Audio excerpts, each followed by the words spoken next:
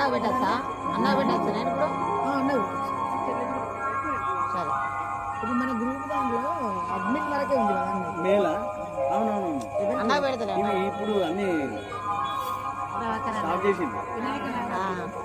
ప్రభాకర్ అన్న నీకు కూడా పెడతా బాగా పెట్టింది పెట్టినా